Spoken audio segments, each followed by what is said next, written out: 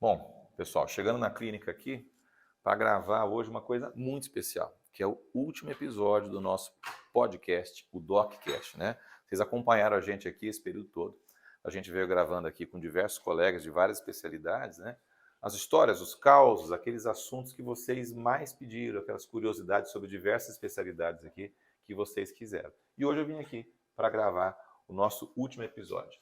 Tem pessoas nos bastidores aqui, olha só que legal. Essa mocinha aqui é a Aline, ela não gosta de ficar aparecendo, só que ela, né, junto com o pessoal da produção aqui, com o João, com o Caio, né, foram os grandes mentores aqui de como é que a gente devia fazer e montar essa coisa aqui, né, médico gravando podcast, né. Então, gente, a gente veio aqui para gravar hoje o nosso último episódio. Não, senhor, assim, o seu lugar é lá. Como assim? O jogo virou. Hoje você é o entrevistado. Meu Deus do céu! Hoje sou eu, pessoal. Isso não vai dar coisa boa. Vamos lá, vamos ver o que vai dar então. O jogo virou, né, mocinho? Hoje é o meu dia de te entrevistar. A gente está gravando hoje porque chegaram bastante seguidores novos através do podcast. E hoje nós vamos fazer um podcast mais informal pra gente saber da sua vida, do que você gosta, do que você não gosta. Mas nós combinamos isso? A partir de que momento você aqui? Você me obrigou, você esqueceu? Meu Deus do céu. Então vamos lá, né? Então vamos lá. Você veio de uma época que havia apenas poucos cursos de medicina, correto? Certo. Você é velho, hein? Não. Porque hoje... Muitos cursos abriram muito recentemente, por isso que aconteceu isso. Tá, isso não podia ter falado também, Não, né? não. Me conta como que tá sendo hoje. O que você acha da medicina de hoje em dia, dessas faculdades, do seu curso, da sua especialidade? Conta um pouquinho pra gente. Bom, eu tive duas experiências, né? Eu tive a experiência como aluno, né? Então, quando eu fiz vestibular, né? Eu passei no vestibular em 1993, né? Comecei o curso em 1994.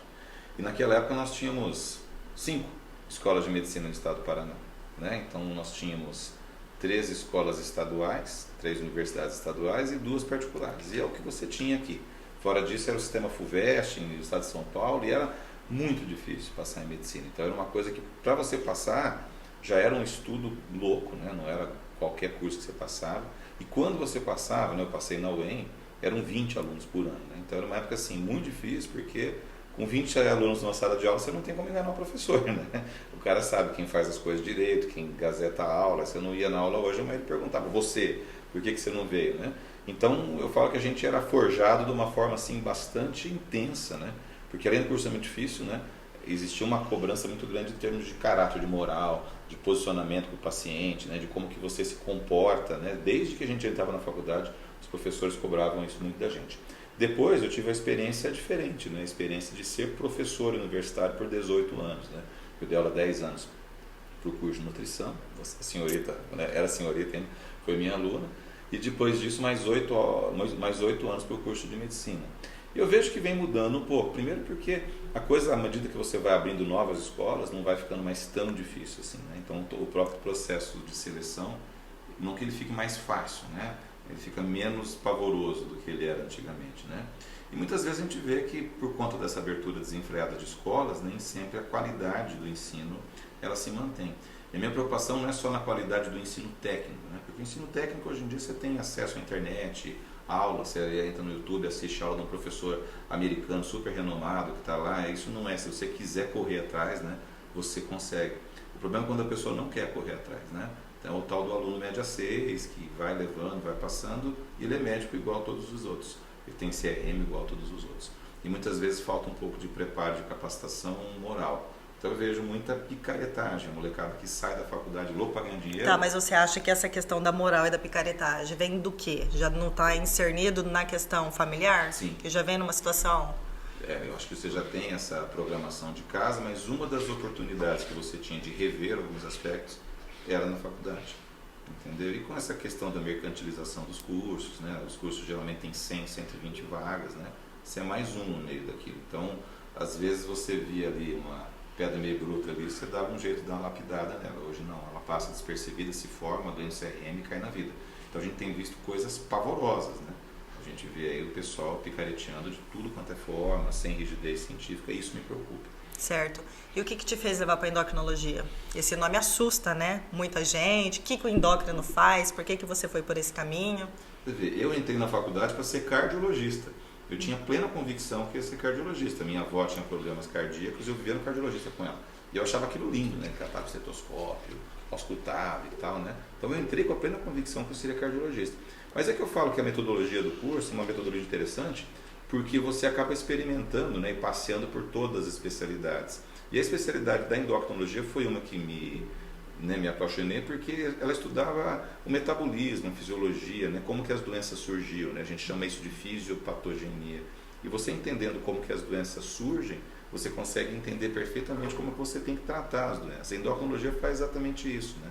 Ela busca, hoje eu falo para todos que a gente vive uma era hoje da medicina de precisão, que você vai lá, pesquisa o que o indivíduo tem, e quando eu fiz medicina, quando eu me formei, não tinha remédio, né? A gente tinha que depender muito de dieta e atividade física. E hoje não, tem medicamentos maravilhosos que eles vão em rotas metabólicas específicas e corrigem defeitos pontuais, que quando eu estava na faculdade a gente sabia que existia, eu não tinha nada para eu arrumar aquilo, e hoje eu tenho. Então, além de eu ter me apaixonado lá, né, naquele tempo, pela endocrinologia, eu continuo me apaixonando cada vez mais à medida que a medicina vem evoluindo. E dentro da endócrina, você tem algum tema que você é mais apaixonado, que você gosta mais de tratar, que quando chega no consultório você fala assim, pô, isso me dá gás, me dá... Você perguntou, né, o que a endocrinologia faz, né? Ela trata as doenças hormonais, né? Então a gente faz endocrinologia e metabologia. São duas subespecialidades, né? A endocrinologia trata as doenças endócrinas, que são as doenças geradas pelas glândulas, né? Então, tireoide, diabetes, que é gerada pelo pâncreas, né? Menopausa, puberdade precoce atrasada, que são das gônadas, né? Doenças de suprarrenais, né? Doenças de metabolismo de cálcio, então, tudo que é doença relacionada à glândula, a endocrinologia trata. E a metabologia faz exatamente isso que eu tinha te falado, né? O estudo e o tratamento das doenças metabólicas, deficiências hormonais, vitamínicas, né? Então, o endocrinologista atua em todas essas áreas, né? É bastante vasto o campo de atividade, o campo de ação da endocrinologia. Por conta disso, né, da mesma forma que na ortopedia hoje tem médico de pé, de mão, de cabeça e tudo mais, na endócrino tem médico que só atua na tireoide, tem médico que atua em suprarrenal, neuroendocrinologia, que são os transtornos da hipófise. A minha área de atuação principal é a área de resistência insulínica, síndrome metabólica, obesidade, diabetes. Essa é a área que eu atuo mais. Que você mais gosta. Exatamente, que é a área, embora o endocrinologista faça um pouquinho de cada coisa, né, mas 90% da minha atuação hoje é dentro dessa área da endocrinologia, obesidade, diabetes, resistência insulínica, síndrome metabólica e a metabologia, que são as reposições hormonais, reposições vitamínicas. Então, essa é a área que me dá tesão, assim, de acordar e vir aqui atender o povo. E sobre isso, doutor, o que você acha dessa questão desse englobamento todo dessas doenças, da obesidade, como que está sendo hoje isso, nos dias de hoje? Com a doença, na evolução da doença, da obesidade, da diabetes? A gente hoje chama esse bloco todo de síndrome metabólica, né? Então, antigamente você vinha no médico com obesidade, você tratava a obesidade aqui, o teu triglicerídeo era lá o cardiologista, né? O teu ácido úrico você era neurologista para tratar.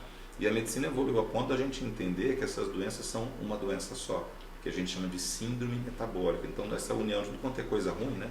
Da obesidade, da hipertensão arterial, da esteatose hepática, do ácido úrico, do hipogonadismo, que quando testosterona cai ou a infertilidade nas mulheres, isso faz parte de um grande bloco chamado síndrome metabólica, que tem como grande precursor a resistência insulínica e a obesidade abdominal. Então, aquelas coisas que eram muito obscuras ou que a gente fragmentava muito para tratar, hoje a gente entende de uma outra forma. Então, o entendimento e o tratamento disso tem sido de uma forma muito mais globalizada, muito mais com foco, com centro no paciente. Então, quando você entende, né, por isso que eu me apaixono pela endocrinologia, quando você entende a fisiopatogenia, né, de onde que as doenças surgem, como que elas evoluem, e à medida que a medicina evoluiu a ponto de eu ter remédios que tratem rotas específicas, a coisa ficou muito interessante, né? Você literalmente descobre o que o paciente tem, mostra para ele, existe um medicamento que age sobre aquilo, você trata e mostra de novo, né?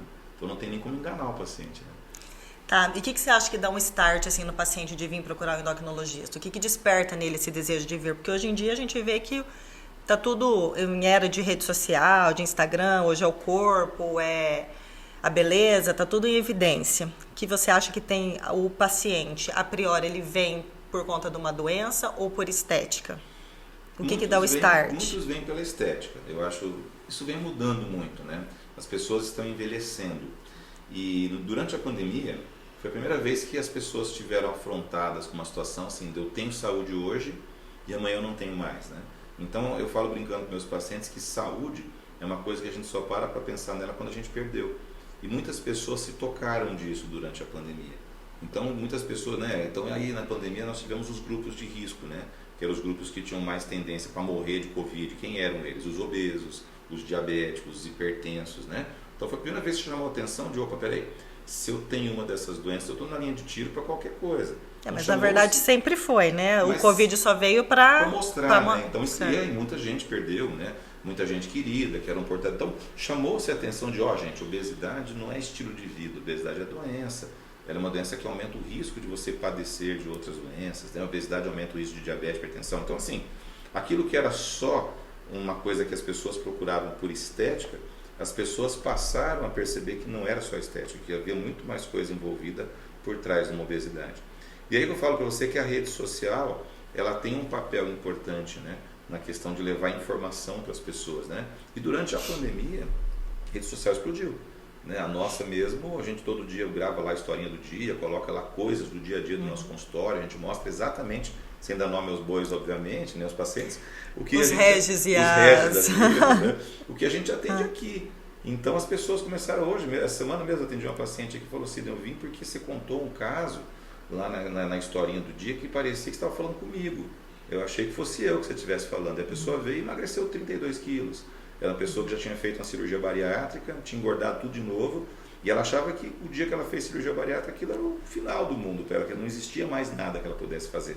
E que aquilo resolveria a vida dela para sempre. Exatamente, que era o milagre da cirurgia bariátrica, e como ela tinha, entre aspas, perdido o milagre, porque ela tinha engordado tudo de novo, era a culpa dela e não tinha mais nada a ser feito. E um dia eu fiz uma historinha exatamente contando sobre isso. E ela viu, e veio. Então, as pessoas passaram a vir motivadas por outras coisas, né? E o que a pandemia colocou para nós? As pessoas, nós temos dois planos na vida. Um é morrer cedo, o outro é ficar velho. Então, já que nós eu prefiro a segunda opção. Todo mundo prefere a segunda opção. Então, como nós escolhemos a segunda opção, nós temos que ficar uns velhinhos bons, né? Então, essas situações de obesidade, hipertensão arterial, diabetes, são as questões que podem atrapalhar o nosso futuro. Então, as pessoas começaram a olhar de uma outra forma para essas questões. Então, mas nesse contexto de rede social, hoje a gente vê muito também, além da questão da estética, a gente vê muita romantização da obesidade. Sim. Então, a gente vê assim que hoje ela não é tão vista como uma doença, e sim talvez como um estilo de vida. Então, no meu papel de médico, o meu papel de médico não é ser ativista social, não é ser romantizador, não é ser polêmico. O papel de médico é ser médico, né? Para isso que eu estou aqui, é contar para as pessoas quais são as consequências de algumas escolhas, né?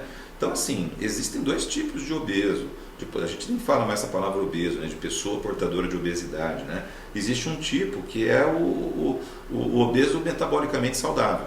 Então, muitas vezes eu recebo pacientes aqui para fazer pré-operatório de cirurgia bariátrica, o cara tem 150 quilos, não tem hipertensão, não tem diabetes, não tem nada. Mas eu recebo pacientes que têm um sobrepeso, uma barriguinha, e o cara está com esteatose hepática, gordura no fígado. Então, assim, você é portador de obesidade e você não liga do ponto de vista cosmético, estético para isso, minha mulher me ama do jeito que eu sou, enfim, faça pelo menos seus exames para você saber se de fato aquele sobrepeso, aquela obesidade, tudo não gera outras repercussões. Caso contrário, você estará mais tarde pagando pelas bases. Mas existe isso? A pessoa ser portadora de obesidade e não ter nenhuma consequência disso? É uma minoria, mas existe. Vou te contar que menos que 10% dos portadores de obesidade não têm doenças metabólicas. Quais são essas doenças metabólicas? Esteatose hepática, que é gordura no fígado, algum grau de resistência insulínica ou um pré-diabetes, a dislipidemia, principalmente triglicerídeos elevado com HDL baixo, o ácido úrico elevado. Né? Ela pode não ter nada disso, mas ela pode ter doenças articulares, né? Quadril, coluna, joelho, né? Então, quando é um paciente muito jovem, o corpo aguenta muito desaforo, geralmente ele não tem essas coisas, mas à medida que ele vai envelhecendo, é aquela situação que a gente estava conversando, você escolhe hoje o que você vai ser quando você crescer, né? Você pode envelhecer com uma qualidade de vida muito boa e usufruir do que você plantou ao longo dessa vida, né? Ou não. Então é aquilo que a gente fala, né? A semear é opcional, mas escolher. Mas é tão difícil, né, doutor? A gente resistir a um vinhozinho, um docinho, como que... é aí que está a grande arte da coisa. Você não precisa levar uma vida de privação para você ter saúde. É o meio termo, são as boas escolhas, são as trocas inteligentes. É isso que vai fazer com que você possa. Mas você não vai tomar o seu vinho em quantidades absurdas todos os dias. Você não vai comer aquele doce que você ama todos os dias. Então, contanto que você consiga fazer trocas inteligentes, fazer boas escolhas, né? Não radicalizar para nenhum dos dois polos, você consegue ter tudo isso e ser saudável. Agora sim, existem pessoas que são zicadas metabolicamente falando. Então, o metabolismo, cada um tem o seu. Tá? Então, existem pessoas que vêm de famílias que têm obesidade, que têm diabetes, que têm hipertensão, que têm dislipidemia. Isso não é culpa da pessoa. Aproveitando esse gancho do metabolismo, é mito ou é verdade esse negócio de metabolismo acelerado? Vamos lá. Primeiro, o que é metabolismo? Quando a gente fala de metabolismo, parece um bicho de 7 cabeças. Mas quando a gente faz uma avaliação metabólica do paciente, a gente faz vários exames. Hemograma, tireoide, dosagem de vitaminas, de hormônios. A somatória dessas coisas todas é o que a gente chama de metabolismo, que é o funcionamento do corpo. Então existem pessoas que têm defeitos metabólicos principais, que podem levar a ganho de peso, essas coisas. Resistência insulínica, que é o cara que não é diabético, mas ele produz mais insulina do que ele deveria para manter as glicemias dentro da normalidade. Isso desvia o metabolismo dele para o lado de ganho de peso, principalmente ganho de peso abdominal, gordura no fígado. Então, quando a gente consegue identificar quem são essas pessoas, existem tratamentos medicamentosos que a gente faz hoje que eu anulo aquele efeito. Sidney, mas só dieta e exercício para esse cara não é o suficiente? Nem sempre a dieta e exercício físico tem a potência necessária para minar processos metabólicos que são familiares, genéticos deles. E aí que entra o medicamento. Mas o remédio não faz mal? Os atuais não. Existem medicamentos que ao mesmo tempo que tratam isso, protegem rim, protegem o coração. Então, em primeiro lugar, metabolismo, cada um tem o seu. Tá? Lógico que ele leva desculpa, né? Uma série de coisas. Não, doutor, eu não emagreço porque o meu metabolismo é lento. Lá em casa o metabolismo lento tem nome e sobrenome, né? A sua sogra, né? Ela não colabora nada pro metabolismo acelerar, né? O meu metabolismo acelera, a sogra vai lá e faz um docinho, uma surpresinha pro dia do fim de semana. Isso acontece em todas as famílias, entendeu? Então, essa questão do metabolismo lento, isso é uma somatória de problemas hormonais, genéticos, ambientais, familiares, né? Familiares não só genético, não né? Só aquela que a gente ganha Exatamente. De sogra vem de presente, né? E é dessa somatória aí que nós estamos no meio. Tá? E aqui na clínica, você já teve, assim, qual foi o seu caso mais desafiador, assim, de toda a sua história? Desde quando você começou na medicina, talvez desde a faculdade, nos dias atuais. O que é o teu caso, assim, que mais mexeu com você, em todos os sentidos? Você sabe que na vida e na medicina, a gente tem que tomar cuidado, porque, assim, quanto mais senhor das coisas nós estamos, maior é o risco que a gente tem de se perder e errar, né? Então, a gente vai ficando tão autoconfiante nas coisas, já vi 1000 casos daquela forma, que um dia a vida te pega, te passa uma peça e você não percebe, né? Eu recebi uma vez uma paciente super obesa como pré-operatório para cirurgia bariátrica, né? Então, como eu recebo várias, né? Então, o paciente quando vai para a cirurgia bariátrica, ele tem que passar um período pelo endocrinologista, inicialmente tentar fazer um tratamento para perda de peso clínico para ver se ele emagrece, né? Cirurgia bariátrica é o telhado da casa, né? Quando a gente tenta outras medidas, elas não deram certo. Começamos, né? E aquela paciente vinha e eu achava que ela tinha uma coisa diferente. Eu achava que eu tinha uma coisa diferente. Um dia eu resolvi dosar um cortisol dela. A paciente tinha um tumor de hipófise que ninguém tinha descoberto. Ela tinha doença de Cushing. Ela tinha um tumor de hipófise produtor de ACTH, que é um hormônio que age sobre a suprarrenal e faz ela produzir corticoide. Mas como ela era muito obesa, ninguém imaginava que aquela obesidade dela fosse um tumor de hipófise, não outras causas. Já faz alguns anos já, né? Essa paciente ela foi encaminhada então para neurocirurgia, né? O tumor era operável, graças a Deus. Ela fez a remoção do tumor e só com a remoção do tumor ela emagreceu 20 quilos. Meu e a Deus. gente acabou livrando. Mas é um caso atual isso ou não? Faz 5 anos isso. E ela está bem? Está ótima, sem tumor de hipófise, sem produzir cortisol. Então, quase que nós operamos uma paciente, né, de estômago com um tumor de hipófise porque passou. Né? Não era na hora, né? Depois disso eu passei a colocar um ACTH e um cortisol para todos os pacientes que a gente faz pré-operatório, cirurgia bariátrica, ou todo caso de obesidade que a gente vê mais refratário, ou que já tem histórico de ter feito vários tratamentos e não ter emagrecido. Então você vê, quando você está muito autoconfiante, você tem que tomar cuidado, né? Porque a vida te prega umas peças, né? Isso acontece todos os dias. Então muitas vezes você recebe um paciente, é um quadro de obesidade, né? E você vê que o paciente não está... Quando a gente trata obesidade, a gente trata alguma coisa que faz a pessoa engordar.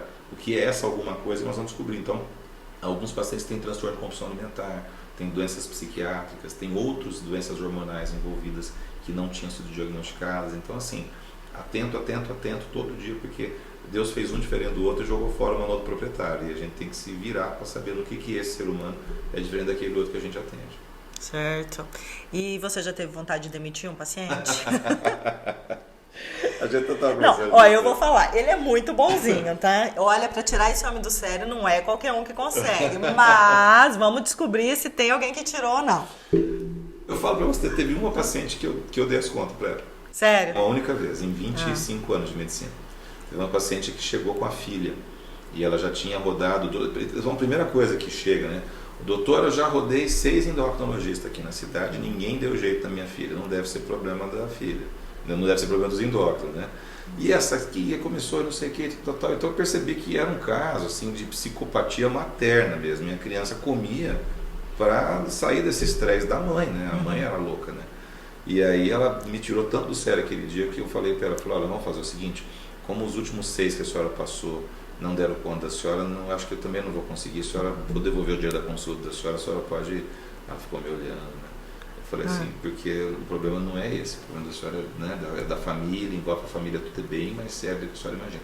Foi uma única vez que isso aconteceu, mas assim, nunca perdi o controle com o paciente. Agora sim, existem pacientes que são, eu falo que a gente troca muita energia, né, com o paciente na consulta, principalmente na consulta presencial, acontecem coisas não verbalizadas, né, a empatia, né, o santo que bate, né, energia boa com o paciente. Então assim, existem pacientes que o santo bate um pouco mais, tem pacientes que até se tornam amigos da gente, tem pacientes que a gente lembra, nome, sobrenome, que são figuras. Ah, eu sei, esse daí né? você chama pelo nome, sobrenome, tá? A família. Você já conhece, já a sabe gente quem já conhece, exatamente. exatamente. Isso, hoje, exatamente. e tudo mais. Putz, que bacana, dona fulana. Hoje eu recebi 3 de Londrina aqui, que eram 3 figuraças. Então, é aquela energia que fica legal na sala, assim, depois que a pessoa vai embora. E tem as pessoas que derrete, né, o que mata a planta, né? Que tem uma energia que a hora que você sai. Mas essa conexão é rara nos dias de hoje, você não acha? Você não acha que até na parte da medicina os médicos hoje estão muito mecânicos? É o atendimento mais inteligência artificial, mais... Eu sou das antigas, né? Comigo não tem muito esse negócio do mecânico. Eu falo para o médico, entendeu? Para quem é médico, para a pessoa que está fazendo medicina ou qualquer outra profissão da área de saúde, existe uma coisa muito boa nas profissões de saúde. Não é o dinheiro que você ganha. O dinheiro que você ganha é consequência, exatamente. O melhor que existe da sua profissão é o contato com as pessoas, é a troca que você tem todos os dias. Como o endocrinologista trata doenças crônicas, diabetes, obesidade, hipertensão, são doenças que não saram. Então, você tem o mesmo paciente por muitos anos e depois de algum tempo você passa a fazer parte da vida dele. Você é o médico dele. Entendeu? Ele é o seu paciente. Trata piolho, bicho de pé. Não, se trata piolho, bicho de pé. Médico familiar. E a gente acaba virando isso, né? O endocrinologista, antes dele ser um endocrinologista, tem que ser um bom clínico geral. E as pessoas, como tem a gente como médico delas por muitos anos, elas acabam tendo uma confiança. Então elas acabam ligando pra gente, doutor, eu tô aqui com uma coceira no dedão, que pomada que eu passo, né? Você já viu isso acontecer várias vezes, né? Então isso é verdade. O melhor da profissão é isso. Entendeu? O que a gente ganha é o contato. Então, assim, a gente voltando para aquela primeira pergunta, você não acha que a gente está tornando a medicina muito mecânica, tornando médicos muito mecânicos? Aí você vai esbarrar na formação que esses médicos tiveram na universidade, mas também na formação pessoal deles, né? E as coisas têm que andar juntas, porque eu recebo de vez em quando aqui acadêmicos de medicina, né? E para passar uma semana, um dia, enfim. E muitos falam para mim assim, a gente mostra que o jeito que a gente atende os pacientes, meu professor falou que eu não posso ficar dando muita risadinha para o paciente, não, eu não posso me envolver muito. E a gente tem, então você vê, às vezes lá da casa dele, o pai, a mãe tinham ensinado para ele que, olha filho, quando você for médico, você tem que se preocupar com o seu paciente, tratá-lo como ser humano e tal. E às vezes a faculdade estraga isso, entendeu? E aí é a oportunidade que a gente tem de corrigir, falar, não é bem assim. Antes de médico, você continua sendo um ser humano, que atende outros seres humanos. E o que você vai levar ao longo da sua vida, né? O dia que você estiver sentadinho naquela cadeirinha de balanço tua lá, com teus netos lá, que você fala assim, nossa, combati o bom combate, né? Viver a vida. Quantas pessoas passaram pela minha vida que eu de fato tive um olhar humano para elas? Quantas pessoas eu tratei só como robô?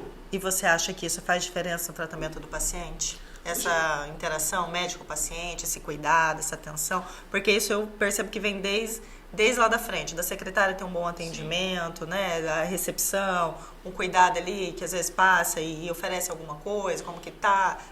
O que você acha sobre isso? Quando a gente tá quando eu estava na faculdade, que a gente começa a estudar anatomia, essas coisas todas, né, eu sempre participei muito da igreja católica. Desde criança, ia com a avó na missa, aquelas coisas todas, né? E eu vim para Maringá, a paróquia eu comungava lá na Maria Goretti, que é a nossa paróquia até hoje, né? Padre Orivaldo ficava lá antigamente. Quando eu comecei a ver as coisas muito cientificamente, eu fiquei meio piradão. Um dia eu fui lá conversar com o padre. Falei, padre, estou aprendendo a ver as coisas assim, tudo do ponto de vista científico e tudo mais, né? Isso tem gerado uma minhoca na minha cabeça e tudo mais, né? E ele foi muito sábio, ele falou assim, o Sidney, imagina que você está andando numa estradinha de terra e você chega na beira do rio. E você tem que entrar dentro de um barco, você passar de uma margem para outra do rio e descer e continuar a tua caminhada lá. Então, né, a religião, a tua intuição é o que te leva a caminhar até na beira do rio. O barco é a ciência, um precisa do outro para você conseguir ir de um lado para o outro. Então, desde muito cedo, eu sempre me preocupei muito com isso. E existem muitas pesquisas científicas que mostram que quando o médico e o paciente têm uma empatia, o tratamento melhora. A adesão que esse paciente tem aos medicamentos, muitos medicamentos, muitas vezes eu coloco, tem efeitos colaterais. Você precisa tomar, ligar para o teu médico, falar, doutor, deu dor de estômago, então muda o horário, toma à noite. Então, quando você tem essa empatia com o médico, a chance das coisas darem certo, de você acertar um tratamento é maior. Existe um outro lado que poucos médicos falam, que é o lado espiritual, né, que está em volta com disso, certeza. Né, que é o lado da pessoa ter fé, a pessoa acreditar. Mas eu acho que isso daí é para a vida toda, né? Para todos mas os na medicina também. para todos os sentidos da vida, né? Porque a gente acha que a medicina, por ser uma ciência exata, né, cada vez mais assim precisa, né, e tudo mais, a gente deixaria isso, tudo continua valendo. Então todas as regras que a gente aprendeu, todas as coisas que nós aprendemos com nossos pais, nossa formação, você não deleta isso a partir do momento que você vira médico. Aliás, você usa isso para ajudar os seus pacientes. Aí todo mundo sai ganhando. E você acha que você, por ser... Antes, como diz você, antes de você ser médico, você era músico. Sim. Você acha que isso tem alguma coisa a ver, que te traz esse ter um pouco mais de paciência, de ser um pouco mais terapeuta, mais ouvinte do paciente? Ou é teu isso? Como que funciona? Eu acho que todos nós temos que ter uma válvula de escape, né, para não ficar louco. Então, por exemplo, embora o trabalho de médico não seja um trabalho braçal, não carregue pedra o dia todo, né? Eu falo brincando que depois que o Dr. Sidney sai do corpo, assim, que você volta para casa, tem um dia que sai meio chupado, assim, né? Inclusive, tem até uma pergunta pessoal, se você é sempre calmo desse jeito. Depois eu vou contar. E aí eu acho que é interessante você ter alguma outra coisa. Então, a música, ela me ajudou muito na minha vida toda, inclusive durante a faculdade, né? E eu, inclusive, trabalhei como músico profissional durante a faculdade, era um sustento, era a maneira de ganhar um dinheirinho, né? Tocava nos períodos que eu não estava de plantão, né? Tocava na noite. E além de eu estar lá ganhando um dinheirinho, eu estava no bar, né? Estava no bar e estava ganhando dinheiro ainda por cima, né? Então foi o que não deixou ficar louco durante a faculdade. E até hoje eu tenho algumas válvulas de escape, a música é uma delas. Eu vejo que assim, eu conheço vários amigos que são músicos e eu converso com eles que assim, as amizades que a gente faz na música são amizades diferentes, porque são pessoas que se conectam com outras coisas, né? A música tem muito de sentimento, né? Tem muito de você se deixar levar pela música, sentir coisas que normalmente, né, as pessoas não sentem. Quem toca o instrumento, quem tira o som daquele trem, eu acho que é um cara meio diferente. E isso na profissão ajudou, né? Ter um pouco mais de sensibilidade, de ter um pouco mais de calma e continuar tendo uma válvula de escape, né? Para quando precisar não ficar louco, né? E você daria algum conselho para os médicos que estão se formando agora? O que você diria para eles? Eu vejo assim, a gente evoluiu muito, como eu estava falando para você, em termos de conhecimento, né? O que se tinha de quantidade de conhecimento 10 anos atrás e hoje, tanto que existem as especialidades médicas por conta disso. É aquele clínico geral de cidade pequena que existia antigamente, que era especialista em tudo, né? Hoje em dia é muito difícil, porque a quantidade de conhecimento aumentou a ponto de ser quase que humanamente impossível um ser humano deter todo esse conhecimento. Então, por isso que a gente fragmentou em várias áreas de conhecimento e hoje, em vez de a gente saber um pouco de tudo, a gente tem que saber muito, né, de pouco, né? É isso que é o especialista. Mas o meu conselho para esses jovens médicos, e até para quem é médico que está na lida, é não perder a essência. É o dia que você se tornar médico, você não deixar de ser um bom ser humano, né? Não deixar de se comprometer com as pessoas, não deixar de se preocupar verdadeiramente com os pacientes que você está atendendo, né? Atrás daquele nome, daquela pessoa que está ali no teu consultório, tem uma vida, tem uma família por trás, né? Tem uma pessoa que tem necessidades físicas, espirituais, né? Então o médico ele tem que ter a noção desse contexto todo, né? E o meu conselho para os jovens médicos é que assim, que se espiritualizasse um pouco mais, se conectasse um pouco mais com coisas superiores, porque a profissão do médico ela continua sendo uma profissão muito diferente das demais. É a pessoa que literalmente toca o outro ser humano. E ela pode ser capaz de mudar a vida dessa pessoa. Muitas vezes não só através dos medicamentos que você prescreve, mas através de uma palavra, através só da paciência de ouvir corretamente esse paciente. Então, poucas pessoas, quando recebem um diploma de médico, têm a noção do que significa ser médico. Muitas vezes tem pessoas que vão aprender isso depois de muitos anos, depois de muita experiência, de levar muita coisa, de ver muita coisa. A gente vê muita coisa acontecendo que não tem explicação, entendeu? Então, ser médico é diferente. Pegando esse gancho, você acha que tem alguma banalização da medicina em relação a isso? Eu acho que sim. Medicina sempre, por que você vai fazer medicina, né? Tem muita gente que fala na cara dura, eu vou fazer medicina porque dá dinheiro.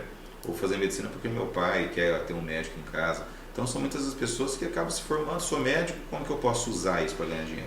E na medicina o dinheiro não é o principal, o dinheiro é consequência. Você vai ser um bom profissional, vai trabalhar. Mas não só na medicina, né? Todas as profissões, né? Mas na medicina eu acho que isso é um pouco mais grave, né? E com certeza, porque você está mexendo com a vida do paciente, ser humano, né? Então assim, essa responsabilidade, né, real com a pessoa que você está tratando ali, é uma coisa que eu acho que banalizou muito. Então eu vejo hoje, por exemplo, as coisas das picaretagens que a gente conta, né? Tem gente fazendo enema de café, né?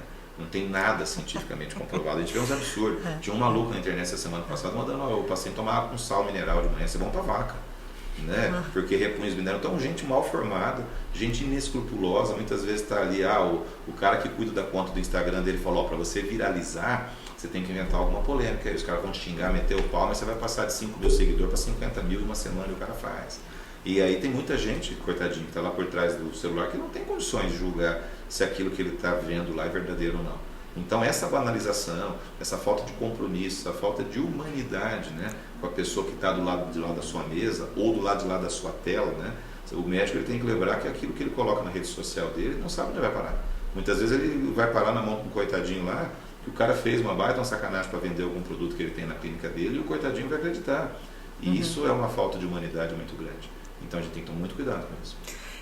E quando o Dr. Sidney desincorpora, assim, sai... O que o Dr. Sidney faz para dar uma relaxada? O que ele gosta de fazer? O Dr. Sidney é casado com uma bonitona, loirona lá, eu gosto muito de estar com ela, entendeu? O Dr. Sidney é muito família, né? Então, isso é verdade. Isso não é mentira mesmo, né? E eu amo a minha família, e como a profissão médica é uma profissão que exige muito da gente, eu passo bastante tempo livre junto com a família, né? 2 filhos, né? A Malu com 14 e o Felipe com 9 anos, né? A Malu é uma espoleta, né? Toca piano, toca violão da mesma forma que eu. O Felipe é um molequinho, né?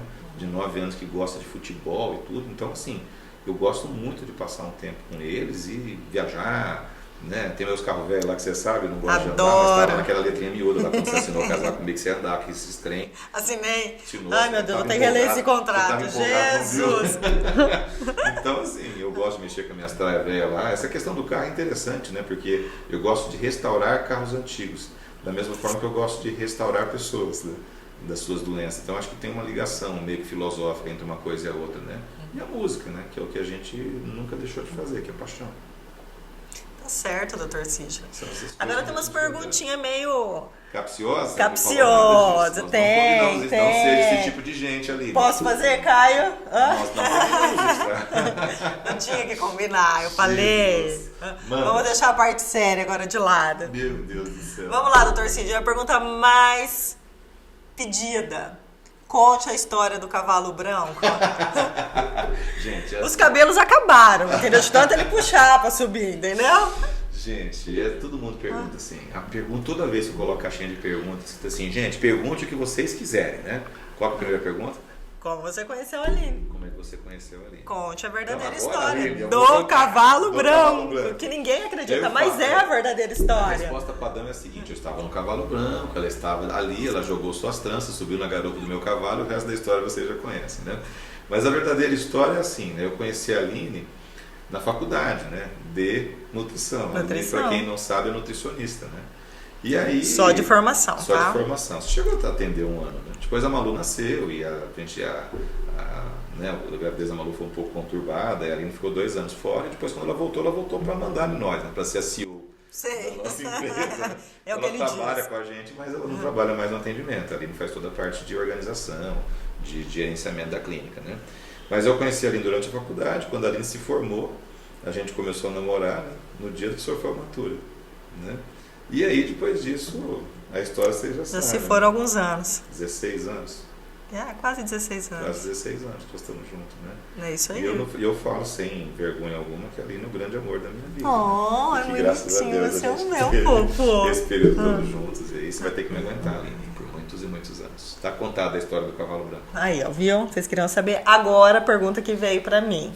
Se ele é calmo. Sim. Mas você que tem que responder. Sim, mas eu vou responder. É assim, tem algumas coisas que tiram ele do sério. Italiano, Sangue nervoso, bravo, resmungão, mas é um ursinho por dentro. Só resmunga. Você sabe que assim, uma das coisas que eu recomendo muito para meus pacientes, né? A gente trabalha aqui sempre de forma interdisciplinar, né? E eu gosto muito de psicóloga, né? Eu tive uma experiência muito boa com terapia, né? Então, a gente vem nesse mundo para evoluir, para crescer, né? É uma pedra bruta que a gente vai lapidando ao longo dos anos e tentando transformar numa pedra que sirva para construir uma coisa boa, né? E eu fiz terapia há 7 anos, né? Eu pude me conhecer, me descobrir. Então todo mundo tem um Rex, né? Um cachorro bravo que mora dentro dele, né? Eu devia ter um Rottweiler, né? Mas eu sempre deixava ele amordaçado lá dentro, né? Então o grande segredo da vida é a gente conviver com o Rex da gente, tentar adestrar para ele ficar bonzinho, tentar não estressar. Tem algumas coisas que me tiram muito do sério, né? Desonestidade me tira muito do sério, picaretagem me tira muito do sério, e motorista lento andando do lado esquerdo, travando a pista, também me tira muito do sério. Mas as outras coisas eu já aprendi a conviver bastante com elas, né? E essa questão da paz interior, né? Da paz de espírito, eu acho que faz parte de uma necessidade da profissão médica, né? Acho que para você poder atender outras pessoas, né? Primeira coisa, você tem que estar em paz, né? Para que você consiga chegar no resultado que você quer, né? Perguntar as coisas que têm que ser perguntadas, né? Existem coisas, né, que envolvem assim, o relacionamento de um médico com um paciente que não são verbalizadas. Você tem que estar em paz com você para você poder exercer isso direito. Então eu acho que hoje eu sou calmo, sempre fui, mas tem pessoas que são calmas por fora, né, e muito nervosas, agitadas por dentro.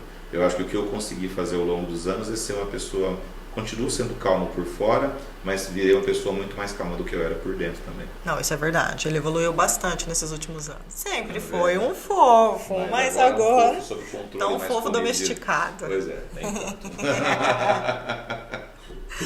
Conte-me mais, Dr. Sidney, do que você gosta de fazer, da sua vida. As pessoas querem saber.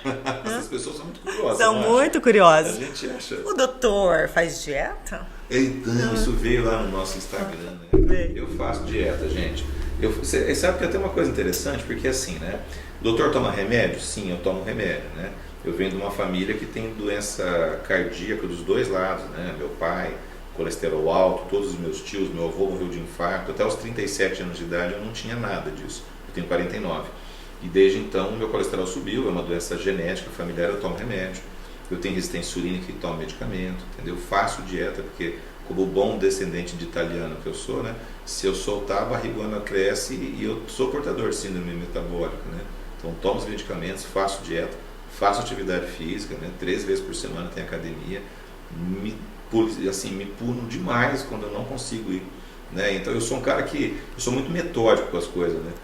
Eu falo que eu não tenho toque, né? Eu tenho cote, né? Que eu boto por ordem alfabética ainda. De tão metódico que eu sou com as coisas, o Felipe é igual a mim, né? O meu de 9 anos.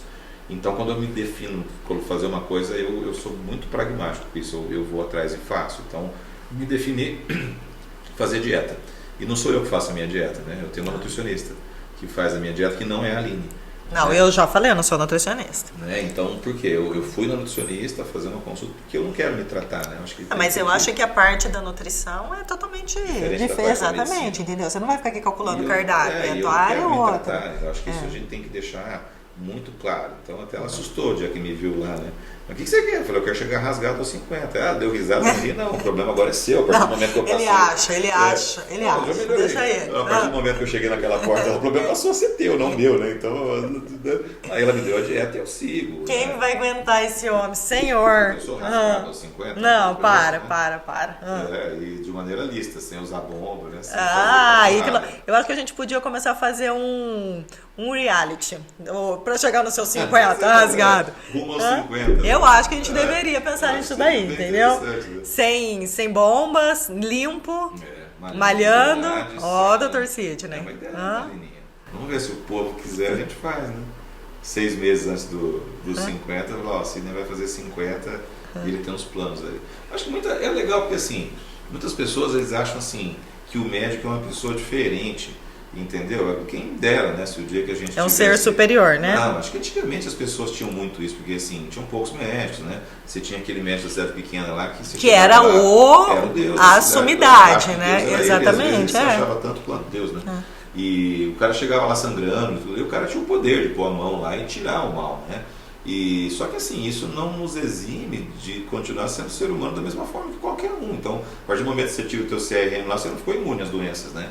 Então eu tenho que fazer dieta, eu tenho que fazer exercício, eu tenho que tomar os medicamentos. E a mulher de endócrino também, tá? Porque eu não vim com um atestado, tipo assim, ó, você tá liberto de tudo isso, entendeu? Não tem. Também tem que seguir, eu também saio da risca, também engordo, também falho na academia, exatamente. Né? Mas assim, as regras que valem para os meus pacientes valem para mim também. Então eu também tenho que fazer dieta, também tenho que fazer exercício físico, também fico velho, infelizmente, né? Quiçá isso não acontecesse, né? Pois é, a gente tinha que arrumar uma pílula, né, do anti-envelhecimento esses dias. Pediram para você, não é? Como que faz para... Como que foi a pergunta? Para não envelhecer. Para ela voltar uns 10 anos, não é? Para voltar 10 anos, né?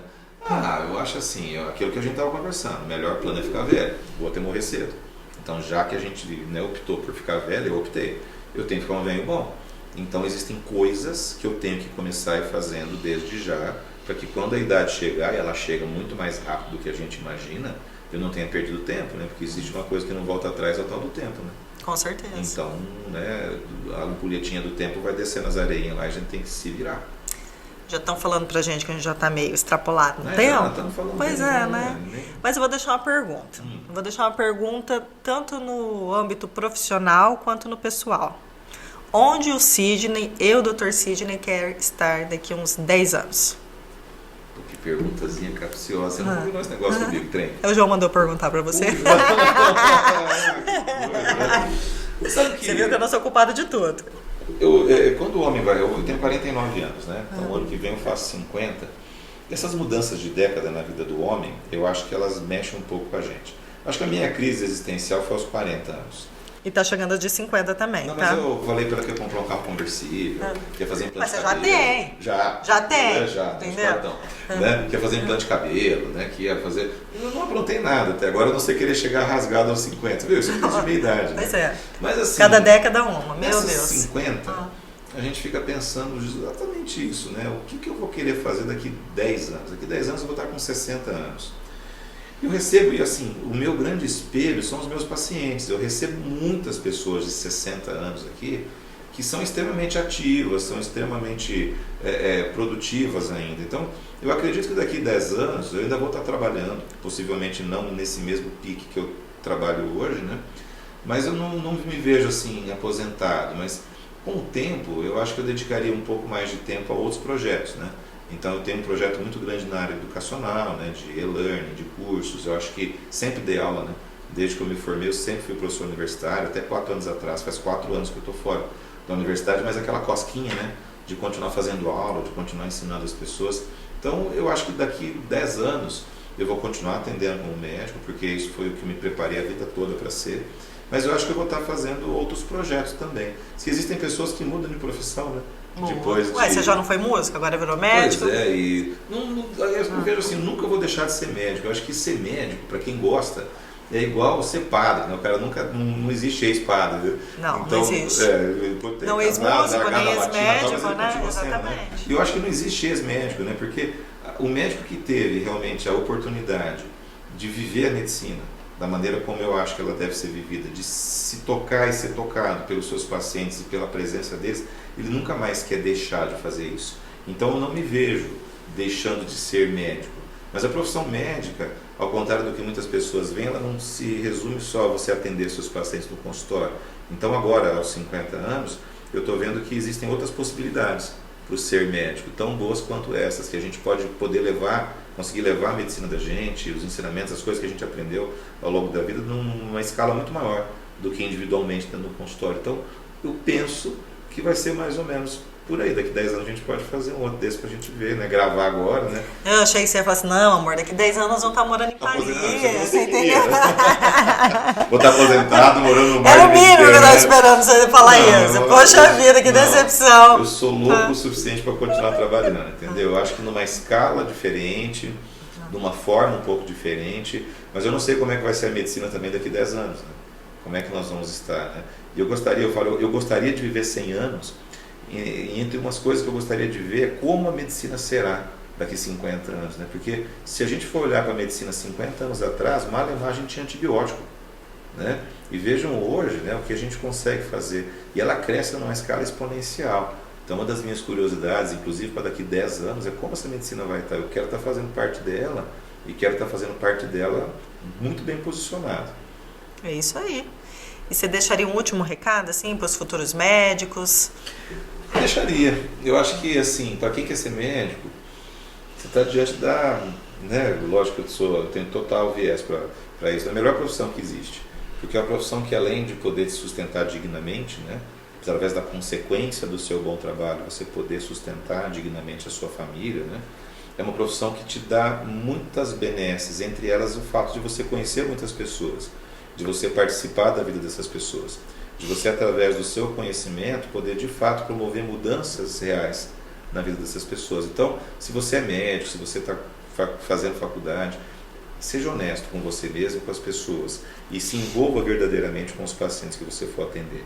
O dinheiro é uma consequência do seu bom trabalho. Nunca coloque ele na frente das coisas, porque a partir do momento que você colocar ele na frente das coisas, todas as outras coisas elas se desfazem. Então, não picareteie, não dê para o teu paciente coisas que não tem comprovação científica, né? Eu ouvi uma coisa de um professor meu que já faleceu da faculdade, que me impactou para o resto da vida. Falou assim, o dia que você recebeu uma senhora de idade para tratar no seu consultório, pensa que é sua avó. O dia que você recebeu uma moça bonita, pensa que é sua namorada, pensa que é sua esposa, trata com o mesmo respeito que você gostaria que tratassem ela. O dia que você recebeu uma senhora é sua mãe. Se você fizer dessa forma, se você pensar que todo mundo que te procura é alguém da sua família, não faça nada com essas pessoas que você não faria com uma pessoa que você ama. Você vai ser um bom médico. Entendeu? Então a medicina é a melhor profissão do mundo, desde que você compreenda como é que ela funciona e de qual que é o seu papel na vida das pessoas que te procuram. Eu acho que isso foi o que eu aprendi nesses 25 anos de medicina. Daqui 10 anos a gente conversa de novo. Daqui 10 anos a gente faz outro desse para saber se ele ainda está pensando a mesma coisa ou se já mudou. É isso aí, Dr. Sidney. Nem doeu tanto assim. Foi um prazer recebê-lo no DocCast.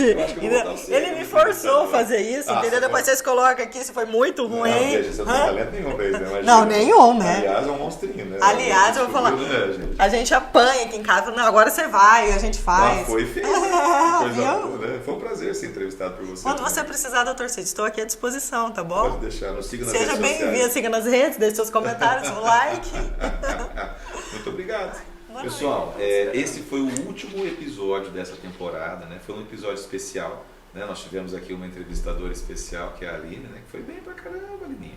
Tá? Então, agradecer vocês por ter assistido a gente. Existem outros episódios além desse. Aqui a gente deixou este último aqui, foi uma brincadeira que a gente quis fazer, né? Depois comentem se vocês gostaram da brincadeira ou não. Mas existem outros episódios já gravados que são muito legais, tá?